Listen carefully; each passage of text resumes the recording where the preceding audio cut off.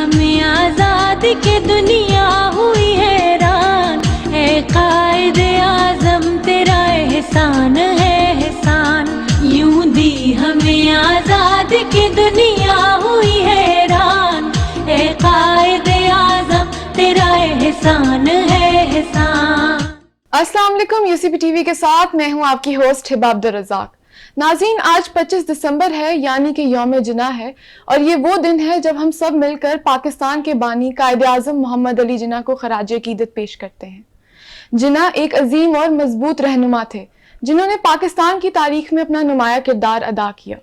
पेचीदा सियासत का सामना करने के बावजूद उनका मकसद हमेशा वाज़े रहा, और वो था हिंदुस्तान के मुसलमानों के लिए एक अलहदा वतन। इसी सिलसिले में मजीद बात करने के लिए आज स्टूडियो में हमें ज्वाइन कर रहे हैं डॉक्टर प्रोफेसर करार हैदर, जिनका ताल्लुक faculty of science and technology से है। अस्सलाम वालेकुम सर। वालेकुम सलाम बेटा, कैसे हो आप? अल्हम्दुलिल्लाह सर। पहली बात कि आपका बहुत बहुत शुक्रिया कि आपने अपना कीमती वक्त निकाला और आप हमारे साथ यहाँ मौजूद हैं। बेटा देखिएगा, वक्त की कोई कीमत नहीं होती, शख्स की कोई अहमियत नहीं होती। अगर आप बुलाएं उस शख्स पे बात करने के लिए जिसका कोई सानी नहीं है, हज़रत क़ायद आज़म रहमतुल्लाह अलैह, मैं तो इसको अपनी खुश नसीबी तसव्वुर करता हूँ कि मुझ जैसे नाचीज़ को आपने इतनी क़ादावर शख्सियत पे बात करने के लिए बुलाया। इससे बड़ा मेरे लिए कोई एज़ाज़ नहीं हो सकता। सर, जैसे कि हमने बात की कि आज 25 दिसंबर है और ये दिन जो है वो कायद आज़म मोहम्मद अली जिन्ना को खराज अक़ीदत पेश करने के लिए मुकर्रर किया गया है। सर, अगर हम इस दिन की अहमियत की बात करें तो आपके ख़्याल में इसकी क्या इम्पोर्टेंस है, और अगर हम अपने मौजूदा और आने वाली नस्लों की बात करें तो वो इस दिन से क्या सीख सकते हैं? देखिए बेटा, कायद आज़म की पैदाइश जो है ना, वो हमें ये बताने के लिए काफ़ी है कि वही अयाम है उनकी विलादत के जो कि जनाब ईसा के थे। तो ऐसे जो लोग होते हैं वो पैदा ही होते हैं क़यादत के लिए, रहनुमाई के लिए, राहबरी के लिए। तो कायद आज़म 25 दिसंबर में जो पैदा हुए और जो उनकी शख्सियत में आपको 2-3 पहलू में आपको बताना चाहूँगा इस हवाले से। वो एक जगह पे रह के उन्होंने तालीम हासिल नहीं की। उनकी जो शख्सियत थी ना, वो उसमें सीमाबी थी, वो सीमाब सिफत थे। लिहाजा पहले अपने खाला के पास चले गए बम्बई में, फिर वापस कराची में आ गए। इसी तरह वो चलते रहे, इसलिए कि उन्होंने बाद में जो उनको अल्लाह ताला ने जो उनसे काम लेना था उसके लिए परवरदिगार उनको एक ख़ास समत में लेके जा रहा था, उनको तैयार कर रहा था। लिहाजा अगर 25 दिसंबर में आ जाएं वज़ीर मेंशन कराची जहाँ के वो रहते थे, तो उसमें आप देखिए कि बच्चों के साथ शुरू में स्कूल से आ रहे हैं, देखा जो बच्चे थे वो पिल गोलियाँ जिनको बोलते हैं, बंटे खेल रहे थे, कैंचे खेल रहे थे जिनको आप कहते हैं। तो उनको उन्होंने उठाया कि मत ये करो, उनको क्रिकेट की तरफ राग़िब किया कि इस खेल में अपने आप को लगाओ। और शुरू में देख लीजिए अपनी उम्र के बच्चों में भी वो नुमाया नजर आ रहे थे, वहां भी वो उनकी क़यादत कर रहे थे और वहां भी उनको एक आला और अरफा मकसद की तरफ राग़िब कर रहे थे। यानी कहाँ बैठ के मिट्टी में धूल में अपने आप को करना और वालिदैन से झड़कियां भी खाना, और कहाँ इस तरफ आ जाना। तो वो 25 दिसंबर उनका ये पैदा होना इस चीज़ की गमाजी करता है कायद आज़म। फिर आप देखिए बम्बई में चले जाना अपनी खाला के पास। आप खुद देखिएगा उस ज़माने में चूँकि मुत्तहिदा हिंदुस्तान था, ये 1876 का ज़माना है। 25 दिसंबर 1876 में कायद आज़म की विलादत हुई और वालिद का वहाँ भेज देना, इसलिए कि बम्बई आपको पता है एक हब था उसका, और अंग्रेज़ों की वो प्रेसिडेंसी भी थी ब्रिटिश गवर्नमेंट की। वहाँ गए, वहाँ पढ़े, लेकिन उनका दिल नहीं वहाँ लगा, इसलिए कि वालिदैन से बहुत ज़्यादा अटैच थे, लगाव था। वापस कराची आ गए, यहाँ आके पढ़ा स्कूल में, कायद आज़म ने पढ़ा जो सिंध मदरसतुल इस्लाम, ये उनका स्कूल था जिसमें उन्होंने पढ़ा कायद आज़म ने। और उसके बाद पढ़ते गए और देखिए कि आगे कुछ बताऊं या कुछ आप पूछेंगे? नहीं सर, जरूर बताएं। जरूर, ताकि मैं आपको उनके बचपन पहले तय कर लूँ ना। अंदाज़ा लगाइए कि उनके वालिद को कारोबार में, चूँकि एक ताजिर घराने से ताल्लुक था उनका, जी। उनके वालिद का भी जिना पूंजा उनका नाम था। تو وہ گجرات سے ہجرت کر کے کراچی میں آئے تھے, ٹھیک ہے, اور کراچی میں ان کا بزنس بہت اچھا چل رہا تھا. اچانک بزنس میں تھوڑی سی اتار چڑھاؤ ہوتا ہے, تو ان کو قائد اعظم کی صلاحیتوں کو دیکھتے ہوئے 16 سال کی عمر میں ان کو بھیجنا پڑا انگلستان. ان کا ایک دوست تھا, ان کو لے گیا بحری جہاز سے. لیکن اس سے پہلے بڑا ایک مشہور واقعہ ہے, وہاں قائد اعظم کی ایک صلاحیت اور بھی سامنے ابھر کے آئے گی, اور آپ کے سوال کا اس میں جواب بھی ہوگا, کہ ان کی رشتہ دار تھیں, گجرات کے رہنے والے تھے. والدہ نے کہا کہ میرا بیٹا چونکہ بہت ذہین, بہت خوبرو, بہت وجیح, بہت خوبصورت ہے, میں اس کو دیار غیر میں مغرب میں بالکل نہیں جانے دوں گی بغیر شادی کیے ہوئے. انہوں نے ان کے لیے ایک چنی جو لڑکی تھی اپنے خاندان کی, گجرات کی, بڑے امیر لوگ تھے. شادی ہوئی. شادی ہونے کے بعد ان کے جو بورا خاندان تھا اس میں یہ رسم و رواج تھے کہ شوہر کو اپنے سسرال کے ہاں اتنے دن کافی لمبے عرصے قیام کرنا پڑتا ہے.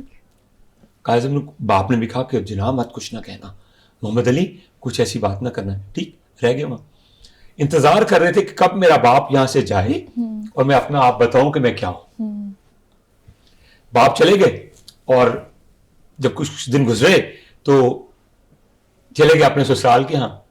بیوی جو تھی ایمی بائی ان کا نام تھا, ٹھیک ہے, اپنے سسر کو کہا دیکھیں مجھے بہت ضروری کام ہے, میں نے کراچی واپس لوٹ کے جانا ہے, اگر تو آپ اپنی بیٹی کو میرے ساتھ بھیجنے پہ آمادہ ہیں تو کل رات ہم یہاں سے روانہ ہو جائیں گے, وگرنہ آپ خود ہی بعد میں آئیے گا چھوڑنے, میں یہاں اتنی دیر انتظار نہیں کر سکتا. غور کیجئے گا, قائدانہ صلاحیت, 16 سال کا لڑکا اور سسر کے پاس جا کے, جو کہ اتنا امیر آدمی تھا وہاں کا, اور نئی نئی شادی ہوئی تھی, لیکن اتنی بات میں وزن تھا, وہ اتنا بتانے میں اس میں اتنی دلیل تھی کہ سسر کو بغیر کچھ ہوں ہاں کیے ہوئے دوسرے دن اپنی بیٹی کو ان کے ساتھ بھیجنا پڑا اور واپس کراچی آ گئی. اس سے آپ لگا سکتے ہیں کہ جو نسلیں ہیں, بعض وقت ابھی بھی ایسی شادیاں ہوتی ہیں. آپ کہہ رہے ہیں نوجوانوں کے لیے کیا پیغام ہے, یعنی جو بھی ارادہ کر لیں اس پہ چٹان کی طرح ڈٹ جائیں, یا خود قائل ہو جائیں یا دوسروں کو قائل کر لیں. تو یہ آپ کو سبق ملتا ہے قائد اعظم کی اوائل زندگی سے. سر آپ نے بات کی تھی کہ وہ بچپن میں بھی جو ان کے اندر وہ قیادت کا جو عنصر ہے, وہ ایلیمنٹ ہے, وہ نظر آ رہا تھا. ایسے ہی سر میں ایک کوٹ پڑھ رہی تھی, آپ کہہ لیں اسٹینلی وولپرٹ ہیں, بہت ہی فیمس جو ہیں, وہ امریکن منصف بھی ہیں اور ہسٹورین بھی ہیں. وہ جناح کے بارے میں وہ ایک بات کرتے ہیں کہ میں اس کو اردو میں تھوڑا سا کوشش کروں گی, انگریزی میں ہے وہ, کہ بہت چند لوگ ہوتے ہیں جو تاریخ کا جو کورس ہے, ہاں دھارا, ایگزیکٹلی اس کو بدلتے ہیں. بہت ہی چند لوگ ہوتے ہیں جو میپ, جو دنیا کا نقشہ ہے, اس میں کوئی تبدیلی لے کے آتے ہیں.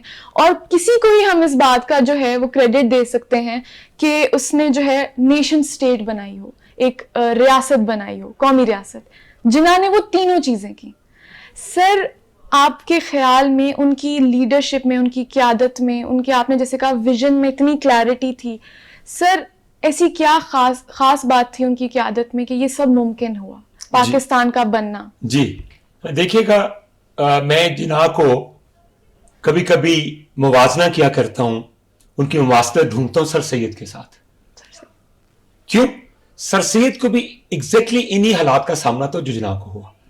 سر سید بھی 3 محاذوں پہ لڑے تھے, وقت کی حکومت کے ساتھ, ہندو تعصب کے ساتھ, اور جو اندر سے ہمارے مسلمان تھے جو شخصیت کو پسند نہیں کرتے تھے. اور دیکھ لیجیے سر سید نے طریقہ پاکستان کی داغ بیل ڈالی, ٹھیک ہے. اور اسی طرح جناح کو بھی آپ غور کیجئے گا, جناح کو ان کے پہناوے پہ لوگوں کو اعتراض ہوتا تھا کہ جی یہ تو گورا ہے, یہ کیا قیادت کرے گا. اور دوسری بات, جناح نے جب پڑھ کے واپس آئے 1895 میں, باپ کے کہنے کے مخالف, ابھی آپ نے کہا نا کیا چیز تھی, خود ہی ڈھونڈتے رہے گا جواب اس میں. باپ نے کہا کہ میں انتظار کرو, آپ کراچی آئیے. انہوں نے کہا نہیں والد بزرگوار, میرا جو مقصد ہے وہ کراچی بہت چھوٹا شہر ہے, انہوں نے کہا بامبے میں تو اور بھی بہت بڑے بڑے وکیل ہیں. کہتے ہیں میں انہی کے مقابلے میں تو اپنی جو پریکٹس اس کو چمکانا چاہتا ہوں. آپ غور کیجیے گا 1895 76 میں پیدا ہوئے, 16 سال کی عمر میں چلے گئے, 19 سال میں کر کے واپس آئے لنکن ان سے. اور وہاں بھی غور کیجیے گا, وہاں بھی ایک واقعہ بڑا مشہور ہے. جو تھی ان کی جو لینڈ لیڈی تھی جن کے پاس رہتے تھے, وہ اپنی اکلوتی بیٹی کو ان کے ساتھ نتھی کرنا چاہتی تھی. انہوں نے کہا نہیں, میرا یہ طریقہ نہیں, میں نے واپس آنا ہے. میرے جو ہے, حالانکہ شادی ہو گئی تھی پیچھے, لیکن بیوی بھی مر گئی, چھوٹی بیوی بھی, اور ماں بھی مر گئی ان کے وہاں قیام کے دوران. لیکن دیکھیے ذہنی طور پہ کتنے مصمم ارادے کے مالک تھے کہ اچھا مزے کی بات دیکھیے, بہت کم لوگوں کو پتا ہوگا قائد اعظم کو ایکٹنگ کا بہت شوق تھا. اچھا. لندن میں رہتے ہوئے انہوں نے شیکسپیئر کے ڈرامے بھی کیے اور کوشش کی کہ ان کا خیال تھا کہ میرا یہی ہے, لندن مجھے اللہ تعالیٰ نے بھیجا ہے, میری ایکٹنگ ہی میرا اس میں ہے. لیکن الٹیمیٹلی ان کو لگا کہ ایسا نہیں ہے. ٹھیک ہے, کچھ لوگ ملے, والدین کی خط و کتابت ہوئی, اس طرف آئے. چانوے آئے جب, تو بمبے میں جب آئے تو مسلمانوں کی منشا کے خلاف انہوں نے دادا بھائی نوروجی, ایک پارسی تھے جو کہ بامبے کے بہت امیر آدمی تھے, ان کے شپس تھے, ان کے سیکرٹری بنے. اس وقت وہ کانگریس کے پریزیڈنٹ تھے, اور سب کی امیدوں کے خلاف, تمناؤں کے برعکس کانگریس جوائن کی. لیکن کانگریس جوائن کرنے کے بعد جو انہوں نے جو سب سے پہلے 1909 میں جو منتخب ہوئے بامبے سے, مسلمانوں کے حلقے سے بامبے کے, اور جو مخالف مسلمان تھے ملا, ان کی ضمانتیں ضبط ہو گئی.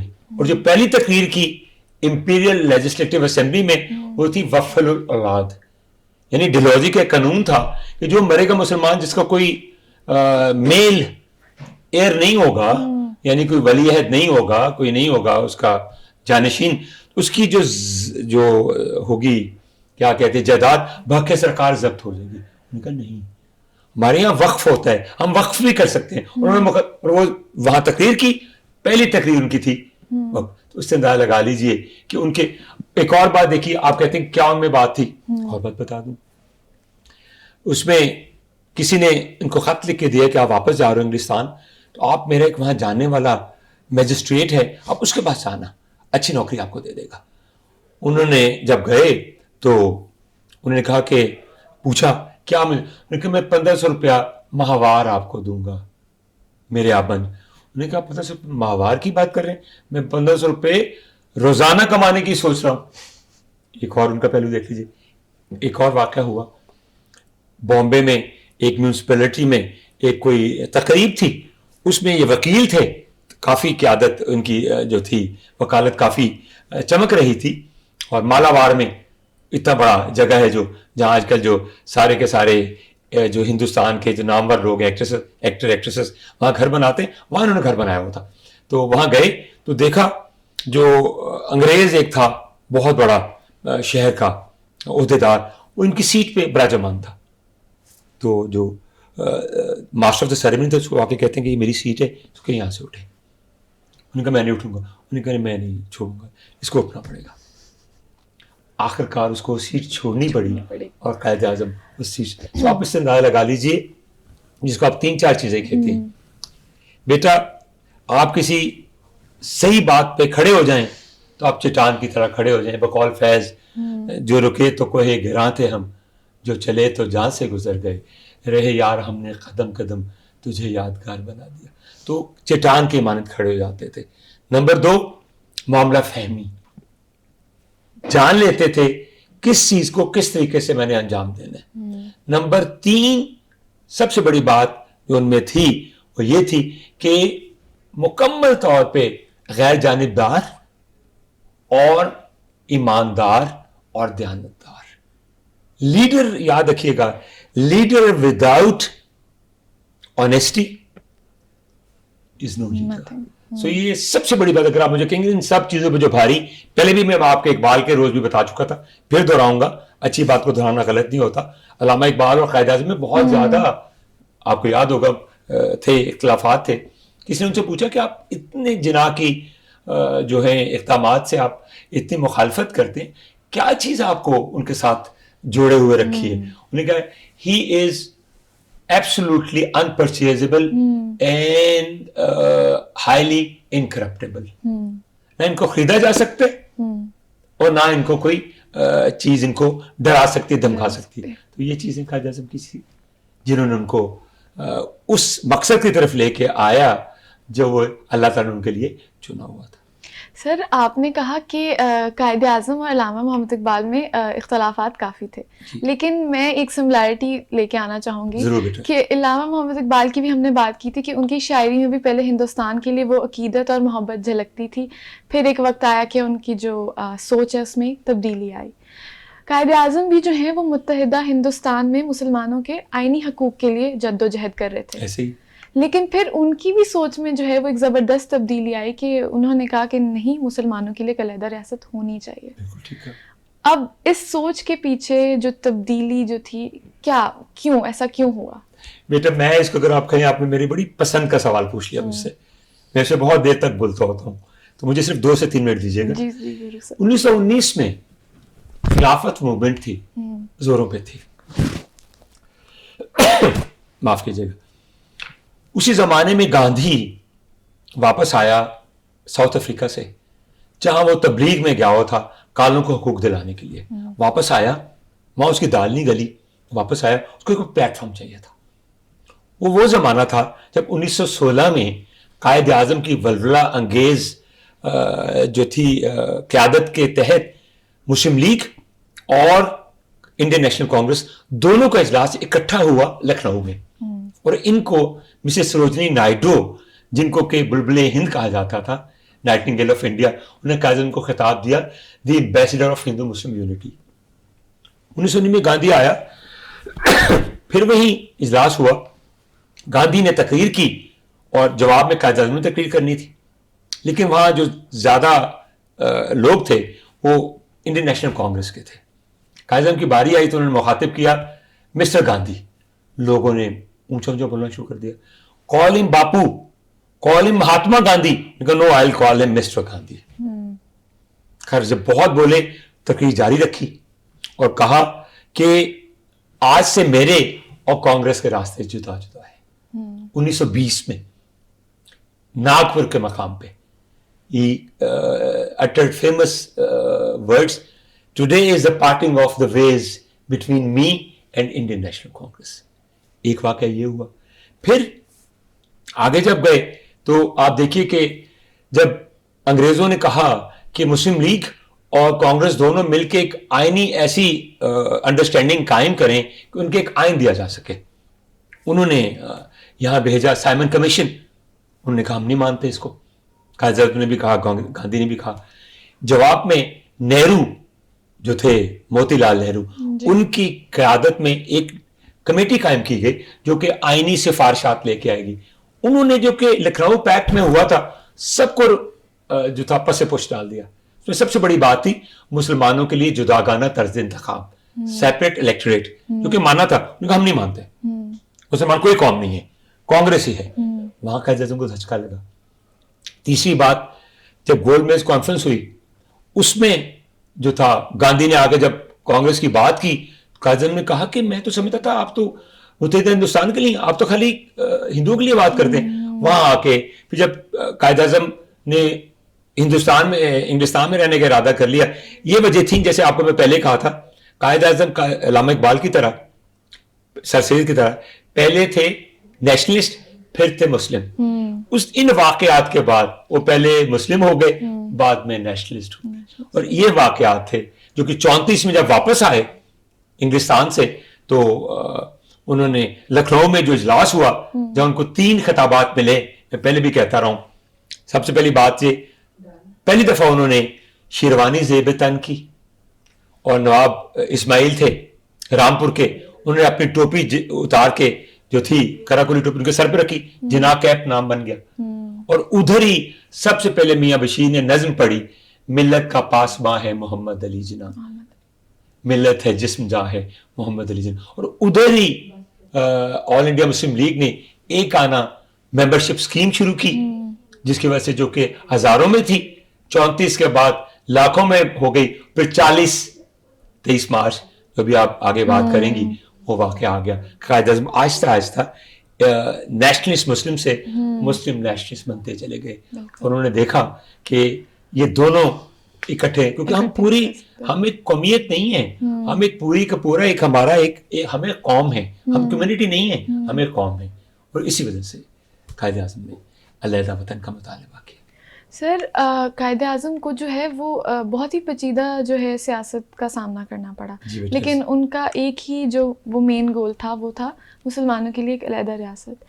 आपने कुछ देर पहले ये भी कहा था उनको एक्टिंग का शौक था, लेकिन सर हम देखते हैं कि उनका जो पेशा था वो वकालत से ताल्लुक था उसका कानून के साथ। क्या उनके पेशे ने जो है उनकी सियासी क़यादत को मुतासर किया? जी बेटा देखिएगा कि वकील जो होता है ना, वकील या तो मुकदमा हारते या मुकदमा जीतते हैं। मैं कहा हुआ बड़ा छोटा सा मैं आदमी, लेकिन मेरा एक ऐसे है, मजमून है कि 3 लोगों को आप बड़ी जल्दी जान सकते हैं। उस्ताद को रोस्ट्रम दें, अपना बता देगा, वकील को कटहरा दें, खुद बता देगा, और डॉक्टर को क्लिनिक दें, वो अपना बता देगा। तो ये मेरी दूसरी जो बात थी, वकील को कटहरा दें। सो कायद आज़म ने आपको मैंने बताया कि दिनों में सालों में उन्होंने, उनकी वकालत का ये आलम था कि कुछ देर वो होते थे हिंदुस्तान में, कुछ देर वो होते थे इंग्लिस्तान में, यानी गोरे भी इनको अपना वकील मुकर्रर करना अच्छा महसूस करते थे। तो लिहाजा अगर आप देखिए कि वकालत के पेशे ने, जैसे मैंने आपको कहा कि उन्होंने पहली तकरीर की इंपीरियल लेजिस्लेटिव असेंबली में 1909 में बम्बई से मुंतखब होके वक्फुल औलाद, और उन गोरों को जिनको कि डलहौजी ने 1840s में ये चीज खत्म की थी, 69 साल के बाद मजबूर कर दिया, वो मुसलमानों के वक्फ के लिए तैयार हो गए। जी बिल्कुल, मुसलमान अपने पैसे से बना। सो ये देख लीजिए वकालत उनके काम आई। और दूसरा, उन्होंने 23 मार्च 1940 से पहले, आपने सवाल करना है कि नहीं करना है आपने? जरूर सर, जरूर करेंगे आप। तो मैं आपको पहले बता दूं, 23 मार्च से पहले उन्होंने एक टाइम एंड टाइड लंदन का एक अखबार था, उसमें उन्होंने एक मजमून लिखा, और एक मंझे हुए वकील की तरह उन्होंने मुसलमानों के जुदागाना वतन के मुतालबे को जायज करार दिया। किस तरीके से कि बतौर वकील ही, अगर वो वकील ना होते, इतने क्या कहते हैं जोरदार और कद आवर कभी भी दलाइल ना देते। लिहाजा उन्होंने 40 से पहले, फरवरी में, ये मार्च में हुआ ना, 2 महीने पहले उन्होंने लंदन के अखबार में लिख के एक मजमून टाइम एंड टाइड में उन्होंने बता दिया कि आपको हमें एक वतन देना पड़ेगा। तो ये उनकी वकालत बहुत कारआमद साबित हुई। सर आपकी बात से मैं एक बात करूंगी, आपने कहा कि वो वकील थे तो उन्होंने इतने अच्छे दलाइल दिए कि हमें क्यों अलहदा वतन चाहिए और आपको हमें क्यों देना है। जी बेटा। सर यहाँ पे कम्युनिकेशन स्किल्स की बात आ जाती है। ऐसे ही सर, लेकिन जो मुसलमान थे वो डरे हुए थे, सोए हुए थे, आप कह लें। इलामा मोहम्मद इकबाल ने उनको जगाया, लेकिन कायद आज़म की कम्युनिकेशन स्किल्स कैसे आए कि उन्होंने मोबिलाइज की वो support for the creation of Pakistan? फिर जाके हम देखते हैं कि ये जो सारी तमाम जो हैं वो इवेंट्स हुए, इन सब में उनके कम्युनिकेशन स्किल्स क्या थे? बेटा बिल्कुल आपको ये सवाल करना भी चाहिए था, क्योंकि आपका शोबा भी यही है, आपका डिपार्टमेंट भी यही है। बेटा देखिए, लीडर मेरे नजदीक ऑनेस्टी के बाद उसकी जो सबसे ज्यादा खुसूसियत होनी चाहिए ना, अच्छा मुकर्रर होना चाहिए। अच्छा मुकर्रर होना चाहिए। अच्छा लीडर अच्छा मुकर्रर ना हो तो अच्छा लीडर हो ही नहीं सकता। यानी आप अपने दिल की बात सुनने वालों तक ना पहुंचा सकें तो आप क्या।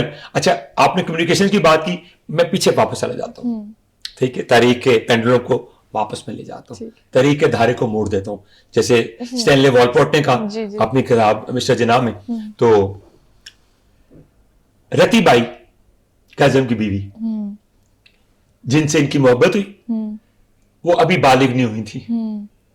काज़म का डिमशा पैकेट उनके वालिद थे, और रती बाई जो थी ٹھیک ہے. وہ ان کو کہا جاتا تھا خوبصورتی کی وجہ سے, چمک کی وجہ سے, دا روز آف بامبے. اتنی حسین تھی وہ. قائد اعظم کے والد کے ساتھ دوستی تھی, اور ان کے وکیل بھی تھے بہت. ان کے بھی دادا بھائی نوروجی کی طرح پارسی تھے, یہ بھی بہت بڑا ان کا بزنس تھا بامبے میں, سب سے بڑے سب بزنس مین تھے, اکلوتی بیٹی تھی ان کی. ٹھیک ہے. قائد اعظم کے گھر جاتے تھے, رتی ان کے پاس بیٹھتی تھیں بات چیت کرنے کے لیے. رتی جو تھیں وہ طالبہ تھیں, she was a student of English literature. جب وہ بات کرتی تھی شیکسپیئر کی, کیٹس کی, کیا کہتے ہیں ورڈزورتھ کی, برنارڈ شاء کی, تو ان کو لگتا تھا کہ یہ بندہ انگلش لٹریچر کا ہے. جب انٹرنیشنل ریلیشنز کی بات کرتی تھی کو لگتا تھا یہ بندہ انگلش لٹریچر کا ہے. جب وہ بات کیا کہتے ہیں تاریخ کی کرتی تھی تو, اور لا کی کرتی تھی, تو لگتا تھا ان سے بڑا لائر ہی کوئی نہیں ہے بامبے میں. سو یہ ان کی کمیونیکیشن سکلز ہی تھیں کہ پہلے انہوں نے جب تک وہ بالغ نہیں ہو گئی, میں نے کہا نہیں, جب بالغ ہو گئی 18 سال کی, تو انہوں نے ان کے والد کو فون کیا, کہا کہ آپ کی بیٹی اور ہم ایک دوسرے سے شادی کرنا چاہتے ہیں. تو یہ کی کمیونیکیشن سکلز ہی تھی جو کہ روز آف بامبے کو ان کی طرف لے آئیں, اور انہوں نے ان کو راغب کیا. اور دوسری بات دیکھیے, جب میں نے کہا آپ کو جو امپیریل لیجسلیٹو اسمبلی میں انہوں نے جو پہلی تقریر کی وقف کہ مسلمانوں کے جو مریں گے بغیر نرینہ اولاد کے, ہمارے مساجد ہوتی ہیں, یتیم خانے ہوتے ہیں, مدرسے ہوتے ہیں, ہم ان کو ڈونیٹ کر سکتے ہیں, ان کو دے سکتے ہیں. تو لہٰذا کمیونیکیشن سکلز ہی تو تھیں.